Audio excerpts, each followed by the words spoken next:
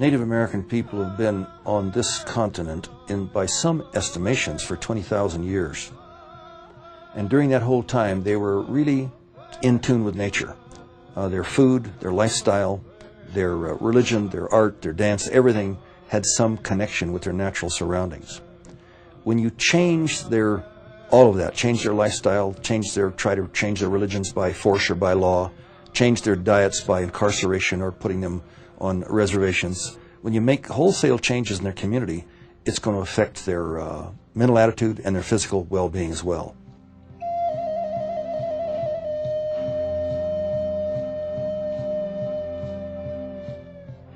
As we Native people lost the lands that were so important to who we are, as we were forced onto reservation communities, as our languages were taken away from us, as our families were split and sent to different cities, all of these factors converged and assaulted our very sense of self as well as health.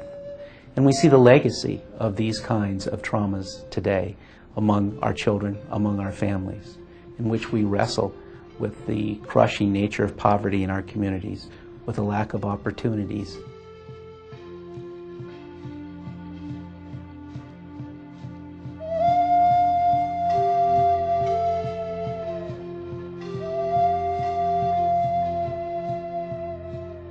I grew up on the Pine Ridge Reservation, which is one of the poorest in the country. It's in South Dakota, and the nearest hospital was 50 miles away.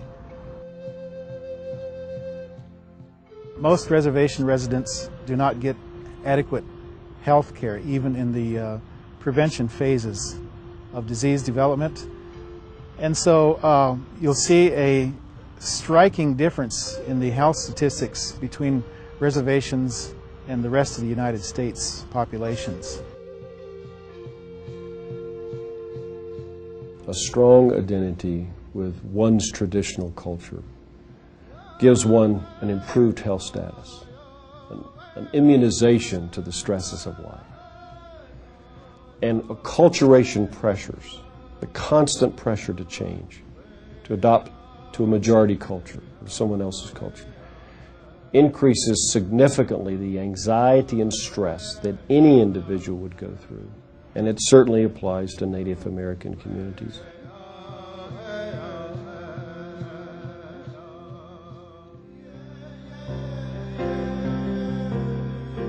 This building, the Nighthorse Campbell Native Health Building, the roots of it, our dreams for it, actually trace back nearly a quarter of a century to when I, together with my colleague and dear friend, Chancellor Jim Shore, here at the Health Science Center, worked together in Portland, Oregon, and envisioned then pulling together a cadre of Native as well as non-Native scientists who would work in applied and meaningful ways to try to make a difference with respect to many of these health problems that Indian and Native people suffer from.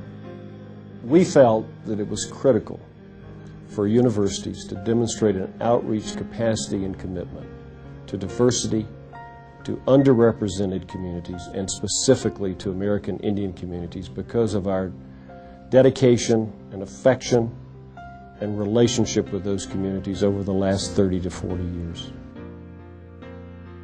Our programs began growing in the mid-1980s, and as we grew, it became apparent that we needed to capitalize on all the available resources that a wonderful institution like this could offer us. It was in the mid-90s, some 10 years later, that the Health Science Center itself faced a major issue of growth, which could no longer be accommodated on its current campus at 8th and Colorado. And so the opportunity to relocate, albeit over a fairly lengthy period of time, in Aurora, Colorado arose here at the Fitzsimmons campus. It was in that context that Senator Campbell stepped forward. When I found that the University of Colorado Health Sciences Center was interested in trying to do something that would help improve the well-being of American Indian people, I was very happy to help them. I believe that was in 1996 when they first approached me about trying to get some appropriated money to build a special building that would just focus on the health of Indian people. This building began in the hands of MOA Architectural Partnership and a group of us here in our program and representing the institution. has a very rough idea that we wanted this facility to embody in tangible and concrete ways some of the key symbols that represent the nature of our work as well as life and the worldview of Native people. Most Native people believe that everything in the natural world has a spirit. And the elements of the natural world that were brought into this design, into the building materials, into the landscaping, into the water features, are aspects of the natural world that do have spirit to them. Taking the traditional images from the past into a piece of modern architecture is what, as an architect, it's all about. We knew the building wanted to be part of a circle, and it is really a segment of a circle that is formed around the Building 500. And then we created a series of circles which began with the outer council ring, which is the freestanding structure in front. And then the second circle is the rotunda space within the building. And then the third circle is the large training room, which is, we call it the Kiva form, which replicates some of the ancient culture of the native tribes. In addition to the American Indian and Alaska Native programs, this building also houses the University of Colorado Health Sciences Center Telehealth and Teleeducation program. In fact, a close partner of ours in terms of bridging these gaps in culture and geography. Telehealth is the coordination of access to telecommunications technologies. And the point is to have access to those sites that provide specialized care, health education, and research opportunities to anyone and everyone around the state, but it could be anywhere in the world. We use televisions and telephone lines to connect between 2 points. Those telephone lines allow us to provide education and health care. We actually do examinations of patients.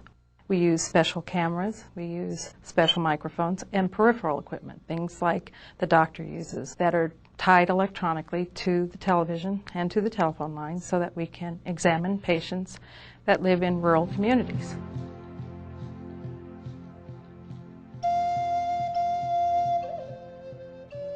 The opening of this center with a physical location in a central spot in the new Fitzsimmons campus positions the University of Colorado uniquely among academic health centers. This building represents the culmination, really, of Vision 2010, because it is a university without walls. It reaches out to people across the country. It reaches out to Native peoples across the country, so it enhances our diversity. We have the most Native American PhDs of any university in this country because of the work of the Native American telehealth program. One of the most gratifying moments I typically have is looking about me and seeing the young children at play, 3, 4, 5-year-olds, and knowing that because in some small part of the things we've been able to accomplish, that their lives will be richer, fuller, healthier, and happier, and that they actually entertain the prospect of living an additional 8 to 10 years longer than their parents. I would hope that this building will inspire youngsters to be involved in medicine, very frankly. We have very few Indian doctors. We need more. And I like to think that maybe somewhere along the line, some little Indian kid that's going to go in there with his granddad who might be receiving a treatment will look around that building and talk to physicians that are working there and realize there's a future for young Indian people in medicine.